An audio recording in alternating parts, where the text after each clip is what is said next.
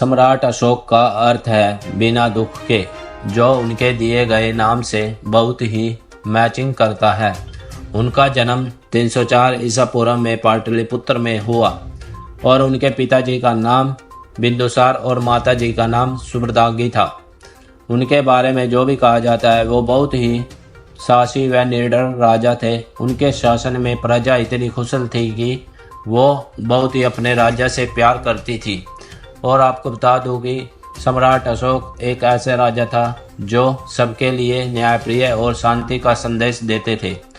260 ईसा पूर्व में एक युद्ध के कारण सम्राट अशोक को अंदर से झकझोर दिया और उसके बाद ही उन्होंने बौद्ध धर्म को अपना लिया।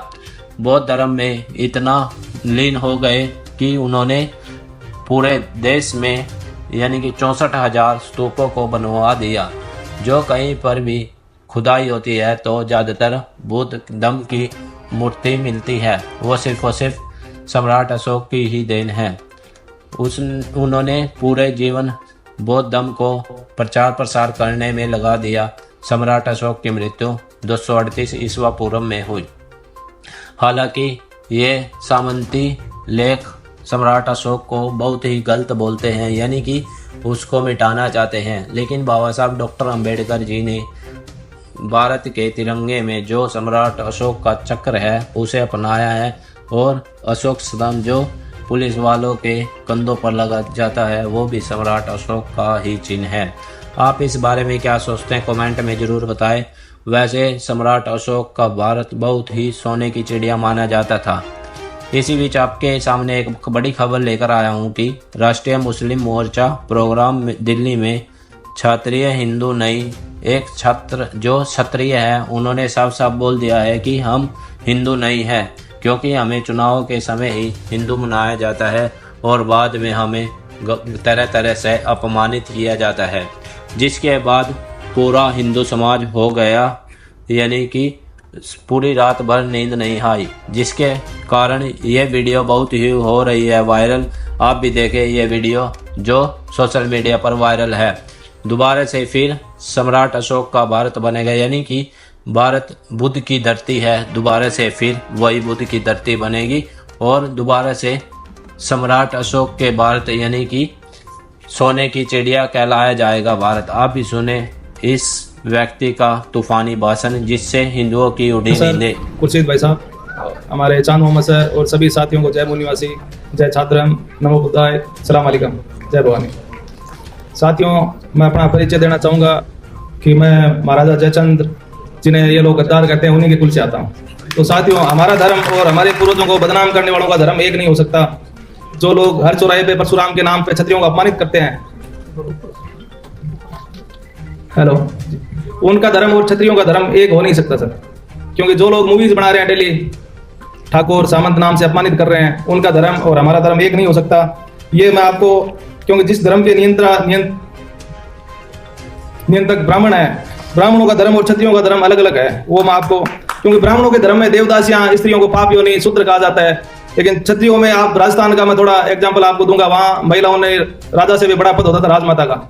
दूसरा, उन्होंने कई बावड़ियां और उनके जो ऑर्डर निकलते थे रानियों के, वो आप गैजेट, अभी वो गैजेट में वो डॉक्यूमेंट्स में है, वही बात मैं बता रहा हूँ, तो उसको राजा भी मना नहीं कर सकता था। दूसरा साथियों, जो वो मानते हैं मनुस्मृति को जिसमें छुआछूत है, अगर ये क्षत्रिय मनुस्मृति को मानते तो बाबा साहब को जब संसद से निकाला था तो उनको दिल्ली में घर नहीं मिल रहा था, तो सिरोही महाराजा उन्हें घर नहीं देते, क्योंकि मनुस्मृति यही कहते, उनका धर्म यही कहता है कि वो छूने के योग्य भी नहीं है। मीराबाई के जो गुरु थे रैदास थे, और महाराजा हरि सिंह जी ने जब राजा बने थे तो जम्मू कश्मीर के जितने भी मंदिर थे उसमें SC ST का प्रवेश अनिवार्य रूप से शुरू करवाया था। उसका ब्राह्मणों ने खूब विरोध किया था, फिर भी उन्होंने अपना फैसला चेंज नहीं किया। और साथ राजस्थान के काफी गांवों में भी है, शहरों में भी है, कुछ मंदिर ऐसे हैं जिनमें पुजारी SC ST के आज भी। तो अगर क्षत्रिय वर्ण व्यवस्था को मानते तो उन्हें धार्मिक जो अधिकार है वो नहीं देते। मेरे गाँव के अंदर भी एक मंदिर है बहुत पुराना, मैंने अपने प्रोफेसर विलास खरासर को भी उसका भेजा था वीडियो।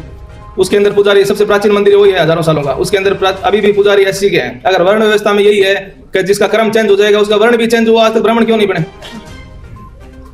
और अगर क्षत्रिय उसको मानते तो उनको अधिकार नहीं देते। उसके पास में एक मजार है, तो क्षत्रिय जिसकी पूजा करते हैं उस मजार पीर बाबा की कहते हैं उनको, तो सभी लोग उसी की पूजा करते हैं। वो जो मंदिर है जिसमें सिर्फ पैरों की गौतम बुद्ध की पूजा होती है और मजार की, तो अगर वो मनुस्मृति को मानते, ब्राह्मणों के धर्म को मानते तो उसकी पूजा नहीं करते। जो अभी अटल बिहारी वाजपेयी जी ने एक स्टेटमेंट दिया था कि बहुत लोगों को लड़ने से वंचित कर दिया गया, उन्हें लड़ने नहीं दिया गया वर्ण धर्म के हिसाब से, तो उनके पूर्वजों ने ये गलती की थी, हमारे पूर्वजों ने नहीं की थी। महाराणा प्रताप के साथ SC ST माइनॉरिटी सभी लोग लड़े थे, और जितने भी राजस्थान की रियासतें थी क्षत्रियों की उसमें SC ST सभी लोग सेना के अंदर थे।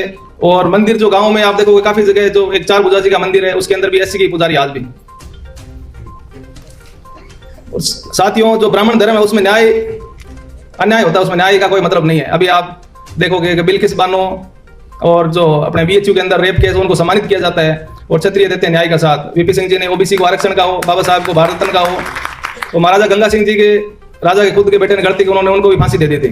तो अन्याय, क्षत्रिय का धर्म अन्याय का धर्म नहीं होता है।